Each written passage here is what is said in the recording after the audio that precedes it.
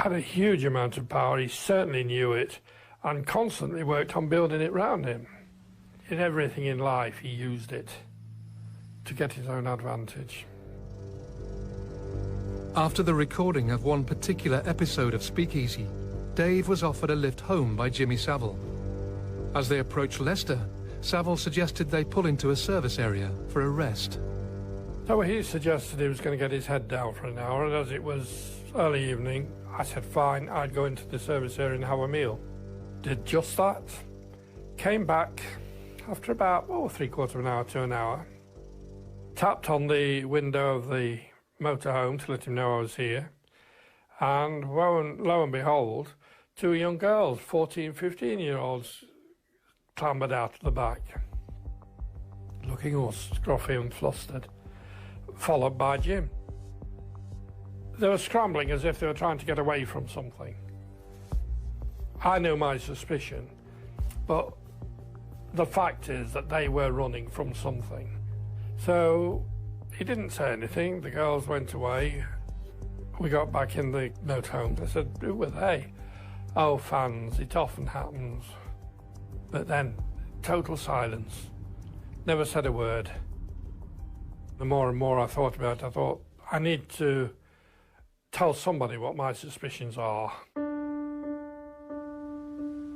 Dave raised the matter with a colleague, but was shocked by the response. He'd had a word with his line manager, who'd said, it's Jimmy Savile. We can't do anything or say anything about that. You know, we both need to keep our jobs. After that, I never watched him on television once. If he came on television, I switched it off. I never watched another Jimmy Savile programme after that. In 1975, Savile began presenting the show that would make him a household name, Jim'll Fix It. The programme was broadcast on Saturday evenings and ran for almost 2 decades. At its peak, the show attracted viewing figures of 15 million, with the production team opening almost 5,000 letters a day.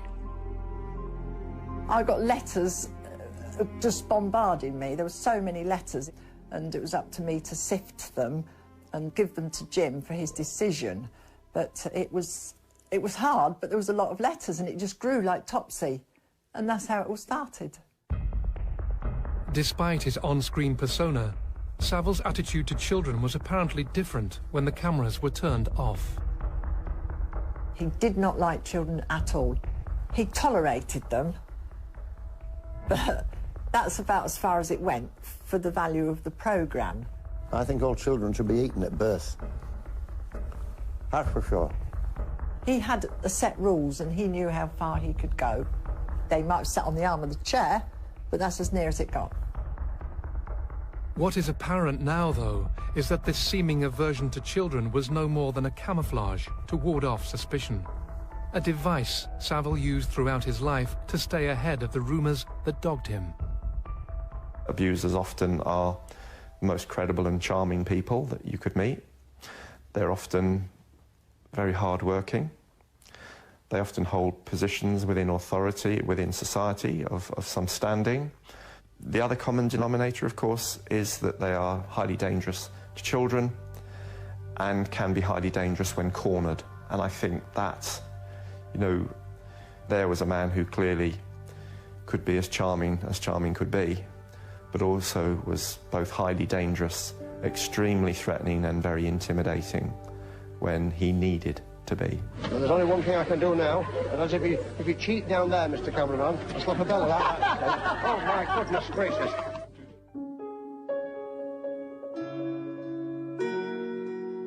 As well as his TV and radio career, Savile was renowned for his charity work, raising millions of pounds for several charities, including the Leeds General Infirmary and Stoke Mandeville National Spinal Injury Centre. Jim, because he was Jim, liked high-profile things.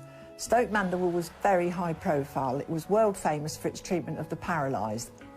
Leeds General Infirmary was a big teaching hospital. So he generated to things that had quite a high publicity value. And as a result, he benefited, but so did the hospitals.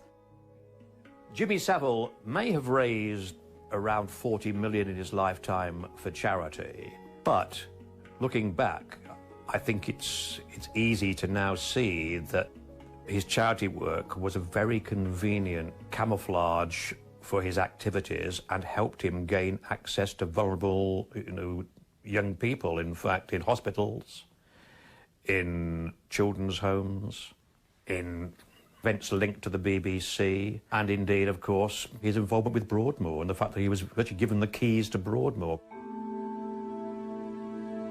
Broadmoor, the high-security psychiatric hospital in Berkshire, is home to some of the UK's most notorious criminals. Past occupants include Peter Sutcliffe, Charles Bronson, and Ronnie Cray. Savile had volunteered at Broadmoor for years, but in 1988 he was given a senior role, along with a house on site, and incredibly, access to patients.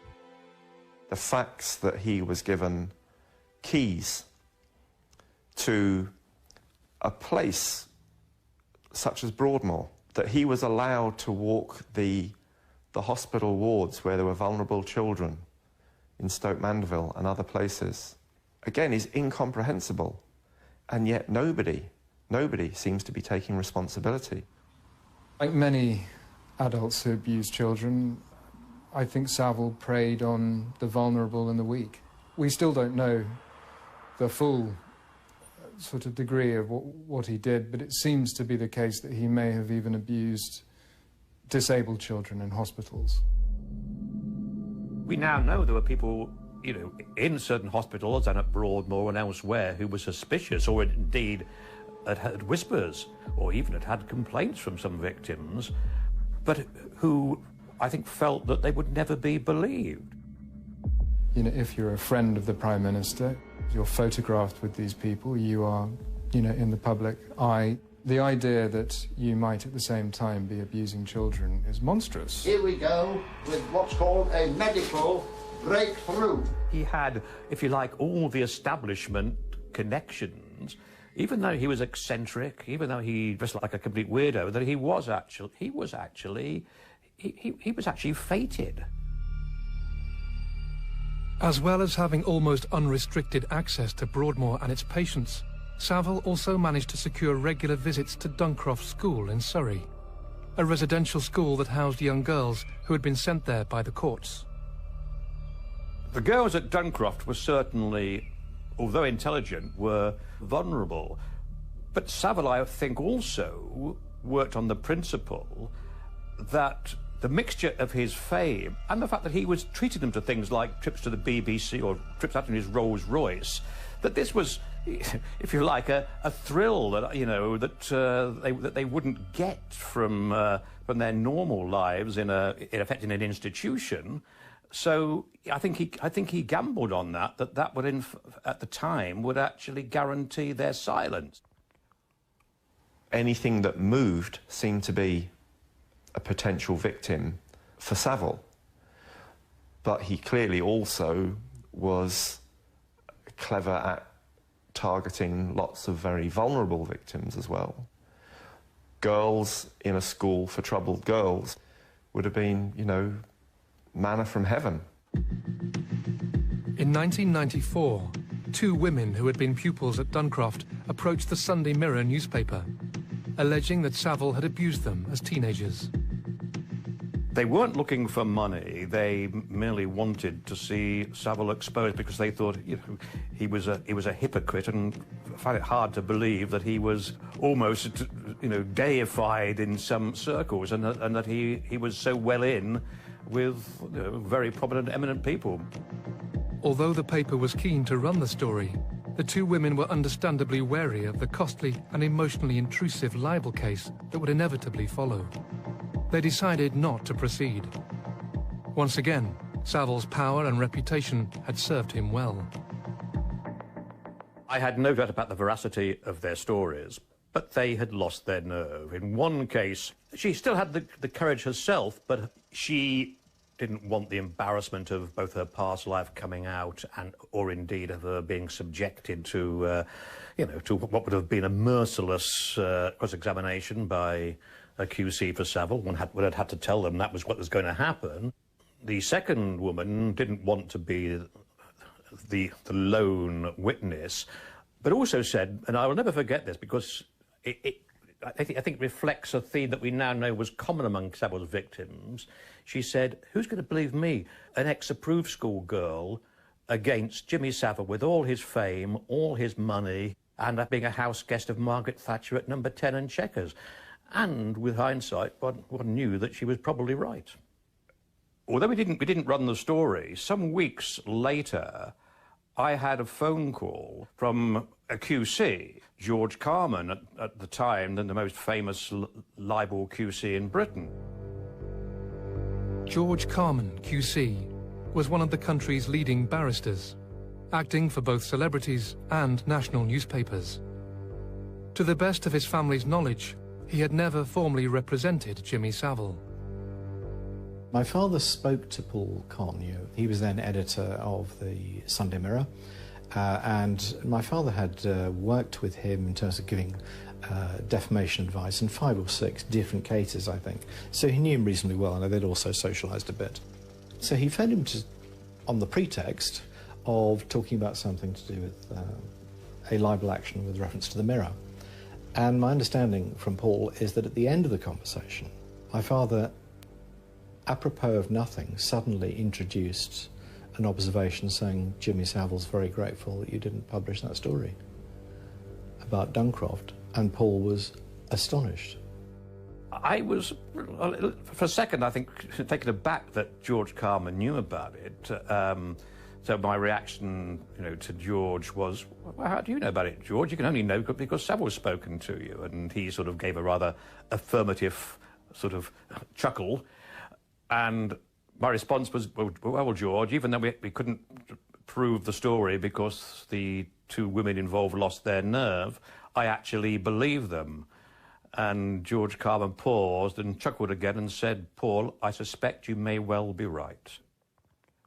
I can quite understand he was astonished because, as far as he was concerned, only 3 people in the world knew about that story apart from the 2 girls.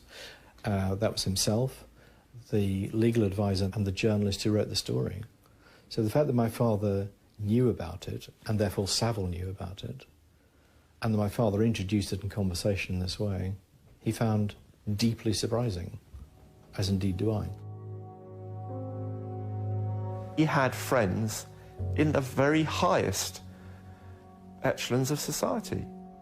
Princess Diana and him were friends. Nobody messed with Jimmy Savile because he had connections that were unique, if you like, to somebody in his position. It was like he was the puppet master controlling everything that was going on. By the end of the 1990s, after a glittering career, Savile's showbiz star was fading. And whilst his TV appearances grew less frequent, his near-constant charity work earned him a knighthood. His armour of respectability was complete. It would be over 20 years later until the full, horrifying truth emerged. He enjoyed seeing pain inflicted and humiliation, I suppose. Jimmy Savile was a national icon until his death in 2011. He is now regarded as a wicked, predatory sex offender who used his connections and reputation to deflect any allegations of wrongdoing. However, the public persona of Savile, the entertainer and showman, was at odds with how people actually viewed him when the cameras were turned off. Savile had long been regarded as a pretty suspicious figure by a lot of people in journalism, in Fleet Street, at the BBC. One, I'm very boring. I don't do drugs, I don't do underage sex, I don't do any of them things that they print in papers today. I think I've found Savile shifty, grubby, mock humility. He almost invited you to think of him as a slightly